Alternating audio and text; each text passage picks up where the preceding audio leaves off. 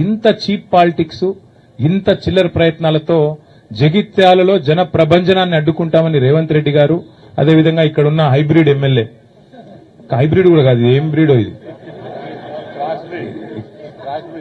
ఏ బ్రీడో ఆ breed MLA ఇక్కడున్న ఆయన ఏ పార్టీ ఆయనకే తెలియదు. బీఆర్ఎస్ అని ప్రెస్ మీట్ లో చెప్తాడు, కాంగ్రెస్ పార్టీ ఆఫీసులో కూర్చుంటాడు, కాంగ్రెస్ పార్టీ మంత్రి పక్కకు కూర్చుంటాడు. క్రాస్ బ్రీడ్ అనాలనా, హైబ్రిడ్ అనాలనా, ఏం బ్రీడ్ అనాలే, ఆయన ఏందో ఆయనే చెప్పుకోవాలి. వాళ్ళు రేవంత్ రెడ్డి భయం ఏంటంటే, కాంగ్రెస్ లో భయం కూడా ఏంటంటే, ఇక్కడ కేసీఆర్ గారు వచ్చి, జీవన్ రెడ్డి గారు, కేసీఆర్ గారు, మా రమణన్న, మా వసంత అందరు కలిసి ఒక వేదిక మీదకి వెళ్లి మాట్లాడితే జగిత్యాల నుంచే మళ్లీ బీఆర్ఎస్ జైత్రయాత్ర మొదలైతుంది, దండయాత్ర మొదలైతుంది. రేవంత్ రెడ్డికి భరతం పట్టడానికి తెలంగాణ ప్రజలు మరి రంగం సిద్దం చేసినారని ఒక వాతావరణం వస్తుందని ఆయనకు భయం పట్టుకుంది.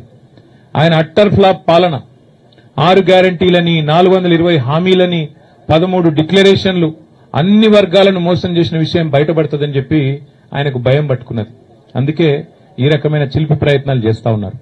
కానీ ఒకటి మాత్రం వాస్తవం, ఇదే జగిత్యాలలో కేసీఆర్ గారు గతంలో ఎన్నో బహిరంగ సభలు నిర్వహించారు. ఈ సభ కూడా అద్భుతంగా విజయవంతం అవుతుంది. ప్రభుత్వం ఎన్ని ప్రయత్నాలు చేసినా, ఎన్ని చిల్లర కుట్రలు చేసినా అన్నిటినీ కూడా అధిగమించడానికే మా పార్టీ నాయకత్వం అహరహం కూడా కష్టపడతా ఉన్నారు.